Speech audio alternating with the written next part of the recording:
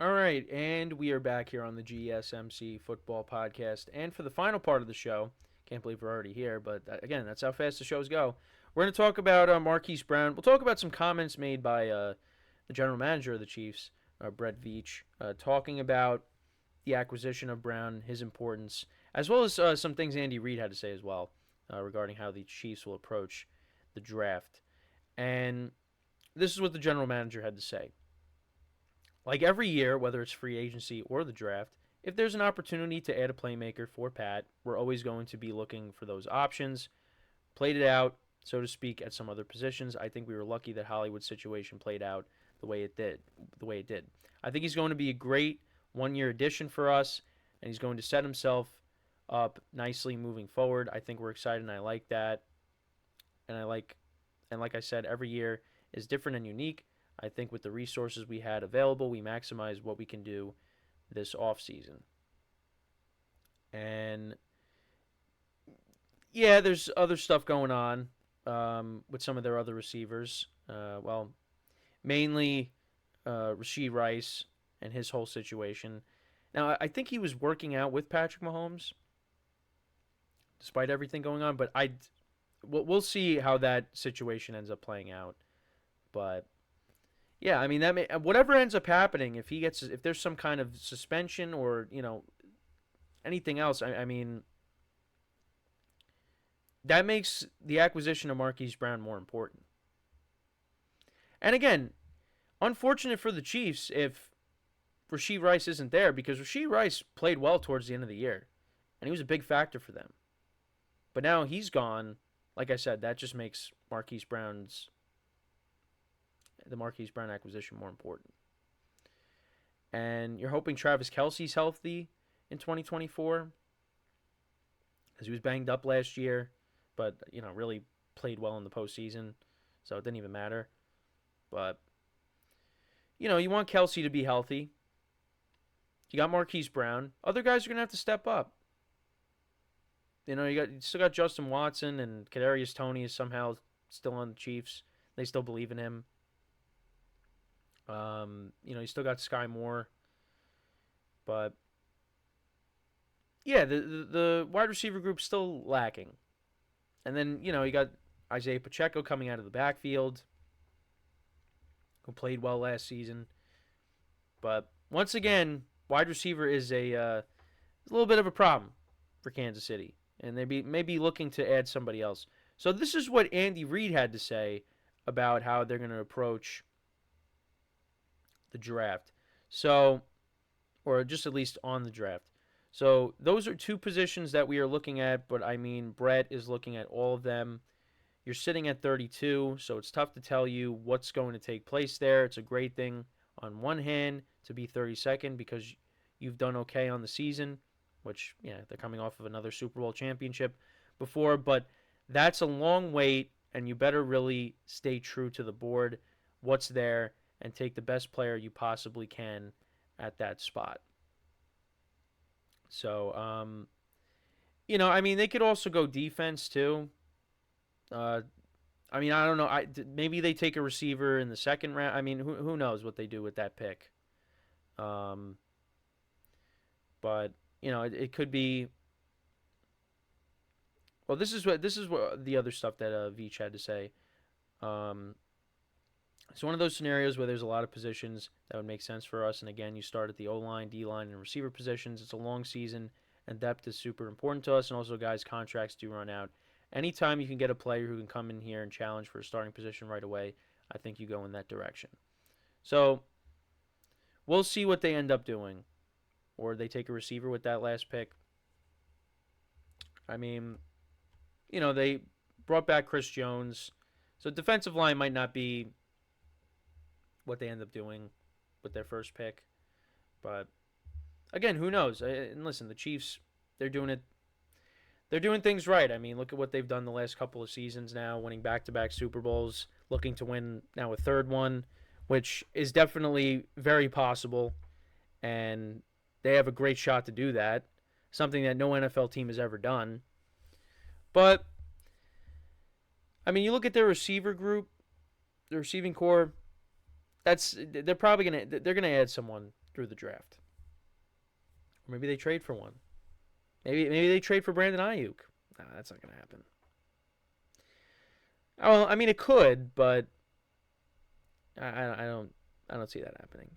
But, because there's a couple of receivers that could be traded. I mean, there's still receivers out there to sign. And again, like,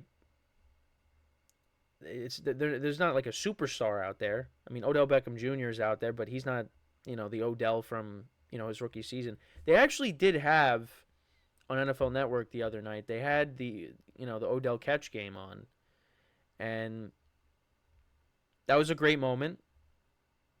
But I feel like people tend to forget who ended up winning that game. Giants lost that game. Cowboys unfortunately won that game. I was very upset after that game because I thought the Giants, they played really well, and the Cowboys just ended up pulling it out.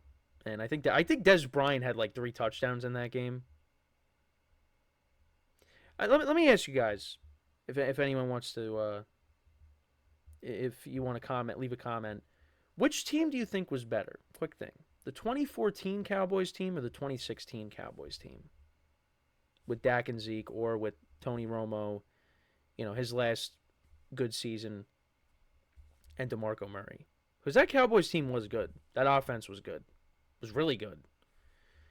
But yeah, so that was on the other night. But yeah, see how way off topic we got? Because I was talking about Odell being a free agent. Chiefs looking for a wide receiver. But yeah, that game was on. And, it just brought me back to, the memories started flooding in. I was in here when Odell made that catch in this room.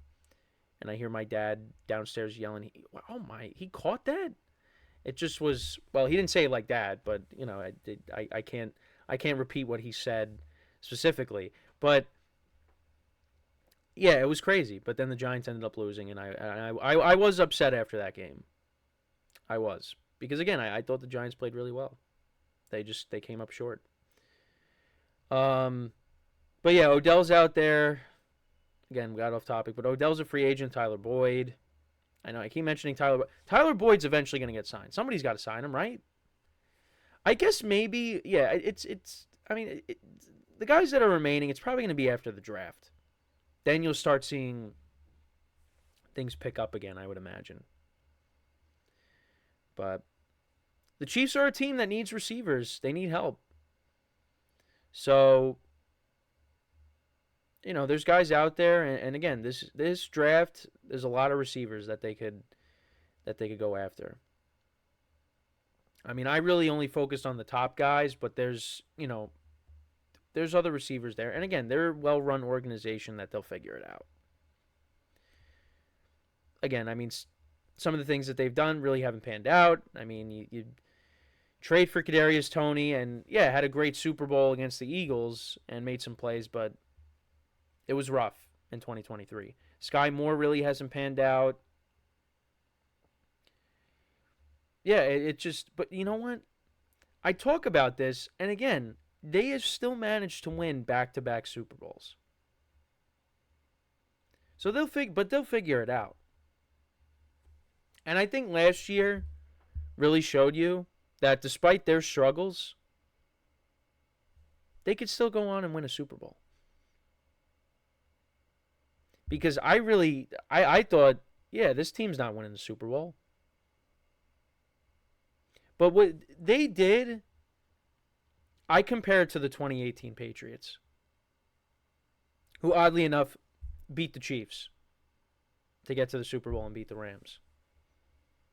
Because the 2018 Patriots, like, you had Brady, who's getting older. I mean, again, look what he ended up doing with Tampa. But, like, they didn't surround Brady with the best, with a lot of, you had a declining Edelman, you had Gronk, who, again, still was producing, but not, like he was before that. It didn't matter. Those guys still ended up winning a Super Bowl that year. That I didn't think. I had the Chargers coming in with Phillip Rivers and Mike Williams and Keenan Allen and Eckler, And it didn't matter. Oh, also Melvin Gordon when he was good. Patriots destroyed him. And then they beat Mahomes, and then they got to the Super Bowl. They played the Rams. They won that. Again, I'm trying to be careful with what I say with, Brady and Edelman and Gronk because, yeah, they were getting older. But again, you saw when Brady stepped into Tampa with Mike Evans and Chris Godwin and Antonio Brown and Gronk and Fournette with that solid offensive line, looked like he could play, for another 5 years. And 2021 was good. And 2022 was not so good. And now he's open to coming back. But yeah, like I compare last year's Chiefs team to the 2018 Patriots. Because again, offensively, you had a Hall of Fame tight end. You had a Hall of Fame quarterback. The receiving core was not the best. Good running game. Good defense. And they still found a way. They both beat the number 1 seed on the road. And then they both ended up beating, the top team in the NFC West that season. In 2018, it was the Rams. And in 2023, it was the 49ers. Rams weren't the 1 seed, right? Yeah, the Rams weren't the 1 seed that year. But, yeah, it's similar. It was like that because you look at the weapons on offense. Yeah, it's just...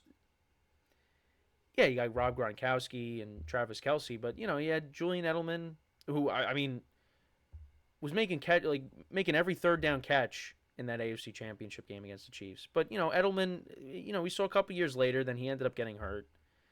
Well, he was playing hurt, and he just couldn't do it anymore. But I that's what I compare last year's Chiefs team to is the Patriots. That Patriots team. And again, I'm not trying to knock anybody, but yeah, it's just, guys were getting older. But, Edelman, obviously, he was done after 2020. I mean, Gronk played, in 2020 and 2021, took 2019 off, and then joined up with Brady in Tampa. And they did well. They did good, winning the Super Bowl, and then probably could have won it the second year if, certain guys didn't get hurt, but that was not the case. But, yeah, the Chiefs now, back to them. We'll see what they end up doing with their first pick. Probably, I mean, they're probably going to draft a receiver. I feel like I've been saying that. The Jets, Jaguars, the Cowboys. Well, I know, not the Cowboys. Yeah, the Jaguars, the Jets, the Chiefs. Those are teams that could be looking to draft receivers. So, we'll see. We'll see what ends up happening. But, yeah, I went off on a couple of tangents today. But that's what happens. That's what happens. And, yeah, we basically reached the end of the show for today. Like I said, the draft is this week. So, we'll definitely talk about that. And, of course, Friday we'll recap, the whole first night. You kind of have a feeling of what the first couple of picks are going to be. And then after that, it's kind of going to be a little bit of a mystery. And like I said, there's going to be trades. There is definitely going to be trades. You're going to see teams trading up and trading down. That's all like a guarantee. So, looking forward to it. Again, gives us something else to talk about because again, there's been days where it's kind of tough to, come up with things. But we're moving right along. We're almost in May, which is crazy. But that's how time flies. So yeah, with that is all the time that we have for today. Thank you guys for tuning in. Make sure to check out our other shows. Give them some love, as I've been saying, because we got other stuff going on in the sports world. So check all those shows out. And yeah, again, appreciate you guys for tuning in. We'll be back again tomorrow, same time, 10:30 a.m. Eastern Time. And until then, I'm your host, Kenneth Grunfelder, signing off from the GSMC Football Podcast, brought to you by the GSMC Sports Network. Have a good day, and I will talk to you guys tomorrow. Take care.